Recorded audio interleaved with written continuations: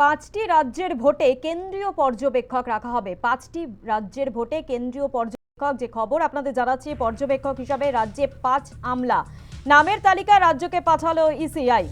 রাজ্যের কাছে নাম চেয়েছিল কমিশন, নাম চেয়ে 5 বার চিঠি পাঠায় কমিশন।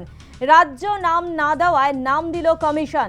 তালিকায় নাম রাজ্যের স্বরাষ্ট্র সচিবের, নাম রয়েছে হাওড়ার পুলিশ কমিশনারের। অন্য রাজ্যের পর্যবেক্ষক হিসাবে প্রশিক্ষণ নেওয়ার নির্দেশ দিয়েছে জাতীয় নির্বাচন কমিশনের। এই বিষয় নিয়ে সুজন চক্রবর্তী তিনি কি বলছেন শোনাবো একবার। মুখ্য সচিবকে ডাকেনি, স্বরাষ্ট্র সচিব।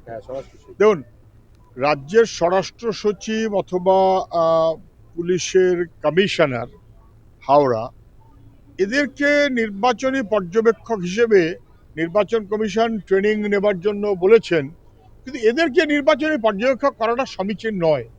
কেন? কারণ রাজ্য সরকারের হয়ে যে কাজ করতে হয়, সে কোঅর্ডিনেশন বলি আর যাই বলি, সেই কাজগুলোর যারা কি পয়েন্টে থাকেন তাদেরকে পর্যবেক্ষক করাটা কি খুব সমীচীন? আমার ধারণা এর পিছনে কোনো খেলা নিশ্চয়ই নির্বাচন কমিশনের আছে। কোনো না কোনো কারণে দিল্লির প্রভুরা ওদের দিয়ে যেমন করে চালাচ্ছেন, কলের পুতুলের মতন নির্বাচন